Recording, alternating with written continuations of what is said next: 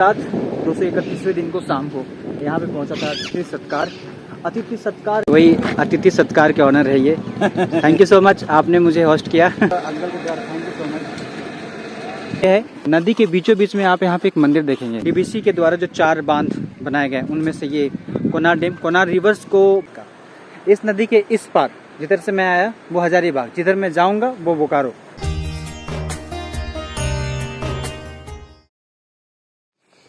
हे जोहार गाइज और good morning आप सबको एक बार फिर। आज डे नंबर 232 जी, 231वां दिन जो है वो दीपावली का दिन था। ब्लॉग आप थोड़ा लेट देख रहे हैं मानता हूँ। मैं कल रात 231वें दिन को शाम को यहाँ पे पहुँचा था अतिथि सत्कार एक तरह का रेस्टोरेंट भी समझ लो, और वेडिंग्स सेरेमनीज यहाँ पे होती है। डेस्टिनेशन वेडिंग्स कर सकते हैं आप। इसके साथ यहाँ पे बैंक्वेट हॉल वगैरह सब कुछ है अवेलेबल। तो यहाँ पे मैं कल रुका हुआ था शाम को। मुझे इन रास्तों में सबसे बेहतर प्लेस मुझे ये लगा, मतलब अगर आप वेडिंग के लिए आना चाहते हैं जैसे हॉल वगैरह, मैं सोचा कि मैं आपको बताते चलूँ कि बीच जंगल है, यहाँ पे जंगल है और जंगल के बीच में आपको ये अतिथि सत्कार नामक इवेंट हॉल मिल जाता है। मुझे ऐसा लगता है कि आपके लिए काफ़ी एडवेंचरियस हो सकता है वेडिंग के दौरान, क्योंकि दोनों चीज़ें मिलेंगी, शहर से दूर भी मिलेगा, शांति में आप वेडिंग्स कर सकते हैं और इसके साथ आपको नेचुरल जो फोटोग्राफी है वो भी करवा सकते हैं। तो अब मैं यहाँ से 232वें दिन में बता दूं कि हजारीबाग के ज़िले को लास्ट करने वाला हूँ, और ये लास्ट होगी। मैं यहीं से तकरीबन 15 किलोमीटर दूरी पे स्थित बिशुनगढ़ में इस वक्त हूँ। 232वें दिन की जर्नी को बिशुनगढ़ से स्टार्ट कर रहा हूँ और ये होकर के रात गोमिया तक पहुँचेगी। और इसके बीच में मैं बनासो जो जगह है वहाँ पे जो कोनार डैम है, उस कोनार डैम को होते हुए इस ब्लॉग को एंड करूँगा। तो उस कोनार डैम के बीच में मुझे और भी बहुत सारे प्राकृतिक खूबसूरती जो है और मानव निर्मित खूबसूरती वो भी दिखने मिलेंगी। तो चलिए अब हम इस जर्नी को स्टार्ट करते हैं। आज से आप चैनल में बने रहें। हजारीबाग की बाकी कुछ डिटेल्स इस वीडियो में हम करेंगे। हजारीबाग की बाकी डिटेल्स की चर्चा इस वीडियो में हम करने वाले हैं, आप बने रहिएगा। तो ये वाली सड़क गिरडी की ओर निकल जाती है बगोदर, जिधर से मैं आ रहा हूँ। ये वाली सीधे जो है वो हजारीबाग निकल जाती है और ये जल जाती है बोकारो की ओर। तो अंकल मुझे जूस पिला रहे हैं आज, और इधर से कोनार डैम की डायरेक्शन में बताई जा रही है। ये फ्रूट अंकल के द्वारा थैंक यू सो मच। क्या नाम हो गया आपका? मेरा नाम Pradeep Pandey. Thank you so much एक बार फिर। हाँ ठीक है, आगे दीजिए। हाँ ठीक, प्रदीप पांडे। तो फ्रूट्स मिलना अन्नपूर्णा को छोड़ा नहीं जाता, इसीलिए मैंने ले लिया। और अब हम यहाँ से आगे की ओर एक नारियल का पानी उन्होंने पिलाया जो कि मेरा बहुत फेवरेट है, और कुछ केले। पिछले बिशुनगढ़ में ये थाना क्षेत्र, आसपास में एक दुर्गा माता का मंदिर, छोटा सा मार्केट।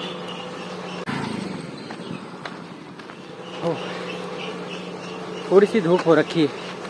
एक्चुअली में मुझे सुबह 7 बजे निकलना था, बट क्या करूं, मैं अपने ब्लॉग के चक्कर में थोड़ा सा निकल नहीं पाता हूं और बहुत सारा काम हो जाता है। फिर प्लस ये बॉडी भी थकी रहती है, माइंड भी थका रहता है, तो एंटरटेनमेंट चाहता है और वो भी नहीं मिल पा रहा है। ना ही कोई मूवी वगैरह देख पा रहा हूँ, ना ही तो कॉमेडी शो वगैरह, अपने ही ब्लॉग देख लिया करता हूँ फिर। तो ये अनुज भैया मिल गया है फाइनली, वही अतिथि सत्कार के ऑनर है ये। थैंक यू सो मच, आपने मुझे होस्ट किया। चलिए आगे भी थैंक यू सो मच। अरे बहुत कर्मठ, जुझारू और मतलब मिलनसार आदमी है ये। मतलब कोई सोचेगा नहीं कि इनका इतना बड़ा प्रॉपर्टी है और ये इतने बड़े होटल के मालिक हैं। ये है बिशुनगढ़ का मेन मार्केट। यहाँ पे आपको चीज़ें मिल जाती हैं, जो भी चीज़ें आपको चाहिए। यहाँ पे लगभग आपको ज़रूरत की हर चीज़ें जो है वो मिल जाती है। और वो जो अतिथि सत्कार वाले भैया हैं उनका दुकान शायद इस साइड से है, काजल स्टूडियो उनका दुकान रहा है, अब तो उनकी बड़ी सी एक होटल हो गई। हजारीबाग को एंड करते हुए मुझे एक जगह पे, बिशुनगढ़ नामक जगह पे, एक जगह पे मेरी आंखें जो है रुक जाने वाली है, और वो जगह है भास्कर धाम। यहाँ पे एक बोर्ड भी लिखा हुआ है, सार्वजनिक सूर्य मंदिर भास्कर धाम। इस जगह की सबसे बड़ी खूबसूरती ये है, नदी के बीचों बीच में आप यहाँ पे एक मंदिर देखेंगे, ये है सूर्य मंदिर, और 2 मंदिरें बगल में भी है, और यहाँ पे छठ घाट बनाई गई है। इस नदी का नाम बेसिकली मुझे पता नहीं है, बट इस मंदिर को जब भी मैं देखता हूँ, मुझे हजारीबाग के डिस्ट्रिक्ट की सभी खूबसूरत चीज़ों में से एक खूबसूरत जगह मुझे ये भी लगती है। चलिए मैं थोड़ा सा आपको दिखाऊं, फिर हम कोनार डैम की ओर आगे निकलेंगे।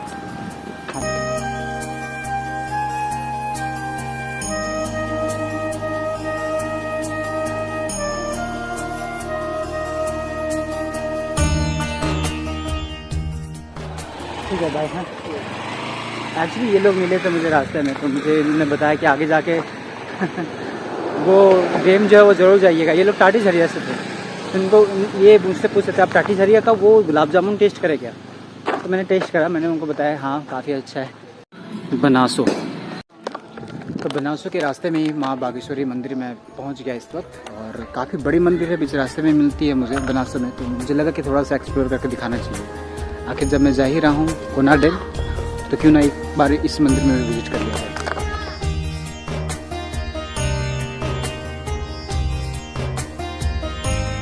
तो ये था मंदिर प्रांगण, और कहते हैं हजारीबाग से तकरीबन 50 किलोमीटर की दूरी पे स्थित है। खैर मुझे इस जगह तक लाने के लिए भाई का बड़ा धन्यवाद मैं करना चाहता हूँ। क्या नाम हो गया आपका? परवेश कुमार गुप्ता।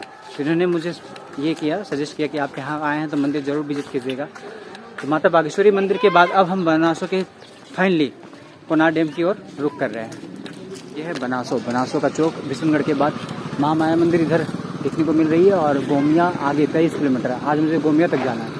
बोकारो यहाँ से 81 और रांची 114, और इसके बाद जो है मुझे डैम देखने को मिलता है।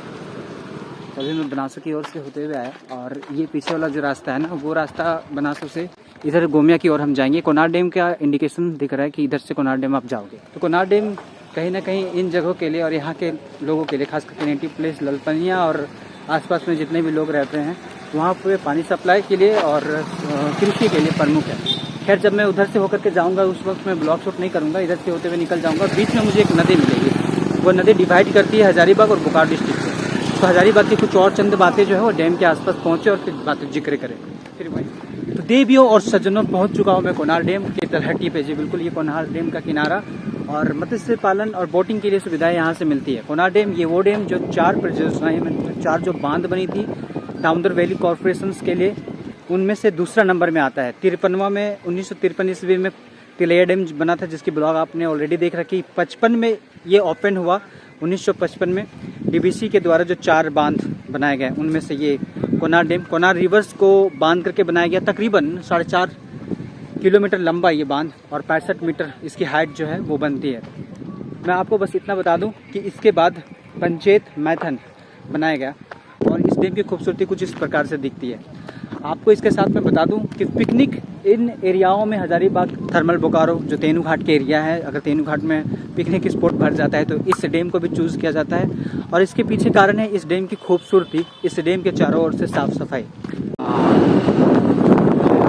थोड़ी देर हिजाइकिंग इनके साथ कर लिया मैंने, थैंक यू सो मच, क्योंकि बीच जंगल में मुझे प्यास वगैरह लग गया था और जंगल ही था, जंगल का इलाका, तो इन्होंने बोला कि चलिए मैं आपको लिफ्ट कर दूँ, और शाम का भी वक्त होगा। Thank you so much. और अभी आंटी पूछ रही थी कि कुछ खा लीजिए यहाँ पे, और यहाँ से तकरीबन मुझे और तकरीबन 7 किलोमीटर की जर्नी करनी है। तो अभी टाइम है, मैं आराम से कर सकता हूँ 5 बजे तक। फिलहाल मैं आपको बता दूँ मैं नरकी आ गया हूँ। नरकी एकमात्र ऐसा जगह जो बोकारो डिस्ट्रिक्ट को क्रॉस करते हुए हजारीबाग को प्रवेश करते हैं, और थोड़ा भीड़ भाड़ इलाका हो ऐसा बोल के। तो ये है मेन चौक नरकी का। इधर से आप थर्मल बोकारो इंटर कर सकते हो, फुसरा बाजार जा सकते हो, जैना मोड़ जा सकते हो, बोकारो स्टील सिटी जा सकते हो, और सबकी डायरेक्शन जो यहाँ पे इस बोर्ड में लिखी पड़ी है। चलिए मैं अब आपको बताऊँ हजारीबाग के बारे में। हजारीबाग में कहीं पे भी मुझे ट्राइबल इलाके बहुत ज़्यादा देखने को नहीं मिले, जिस प्रकार से मुझे पश्चिम सिंहभूम में मिलने लग रहे थे, और मुझे सरायकेला खारसा मिला। बल्कि मेरे को, मैं एक्चुअली इस वक्त नॉर्थ छोटा नागपुर में हूँ, उत्तरी छोटा नागपुर में। तो उत्तरी छोटा नागपुर में मुझे ट्राइबल इलाके लगभग ना के बराबर मिले। इसके बावजूद बताऊँ आपको मैं कि हर एक प्रमंडल की अपनी अलग खूबसूरती थी, इसी प्रकार से अपने हजारीबाग का भी था। और हजारीबाग में सबसे ज़्यादा मुझे जो यादगार रहेगा वो इसको कैब, जो कि लाखों साल पुराने सिविलियन के होने का पुख्ता सबूत देते हैं, यहाँ पे आदिमानव कहीं कभी रहा करते होंगे। इसके बाद अगर कुछ बहुत अजीबो गरीब लगा मुझे तो सूर्य कुंड, गर्म जल कुंड वो यादगार रह गया मेरे लिए। बाकी हजारीबाग तो मेरा हमेशा से सेकेंड होम टाउन रहा है, तो मौसम ही उसके पीछे रीज़न है। एक बार और क्लियर कर दूँ, 02 जो है यहाँ का RTO नंबर है, JH02 झारखंड 0202 कोड है हजारीबाग। और हजारीबाग जो है ना, वो दो शब्दों से मिलकर बनाता है, हजारी और बाग। हजारी का मतलब होता है हजार और बाग का मतलब बगीचा या फिर जंगल, झाड़ी। कहते हैं पर्शियन लैंग्वेज से ये लिया गया था शब्द। और इतिहास बहुत पुरानी है, तो इतिहास की बहुत सारी जो डेटा है मैंने आपके साथ शेयर करी है पिछले कई ब्लॉगों में, तो आप जरूर देखिएगा उनको। यादगार तो रहा बिल्कुल, पर फिर भी मुझे लगता है कि हजारीबाग की बहुत सारे ऐसी चीज़ें जो मैंने छोड़ रखी है ताकि मैं बाद में भी करूं। हाँ, तो फाइनली नदी में आ चुका हूँ, उस नदी में जिसको बॉर्डर भी कहा जाता है हजारीबाग और बोकारो डिस्ट्रिक्ट का। इस नदी के इस पार जिधर से मैं आया वो हजारीबाग, जिधर मैं जाऊँगा वो बोकारो, मतलब आज गोमिया तक जाऊँगा। ये नदी की पानी जो आप देख रहे हैं, ये नदी है कोनार नदी। और इस वक्त मैं हूँ नरकी में। नरकी वो लास्ट जगह जहाँ से आपको हजारीबाग स्टार्ट हो जाती है जब आप गोमिया की ओर से आते हो, या फिर हजारीबाग के बाद गोमिया से होते हुए बोकारो स्टार्ट हो जाती है। चलिए अब हम इस ब्लॉग को यहीं पेंट करें, बट उससे पहले हजारीबाग में जिन सज्जनों ने मेरी मदद की उन सबों को तहे दिल से धन्यवाद। और पर्सनली बहुत याद रहेगा मुझे हजारीबाग का ये ट्रिप। और पदयात्रा के दौरान बहुत सारे ऐसे चीज़ें भी छूट गई जिसको मैं बाद में ज़रूर एक्सप्लोर करना चाहूँगा। उम्मीद करता हूँ कि आपको पूरे हजारीबाग की सीरीज देखकर मज़ा आया होगा। अब हम बोकारो के दूसरे फेज में इंटर करने वाले हैं। मिलते हैं अब आपसे बोकारो के दूसरे फेज में। तब तक के लिए खुद का ख्याल रखिएगा, खुश रहेगा, and don't forget keep flying keep planning.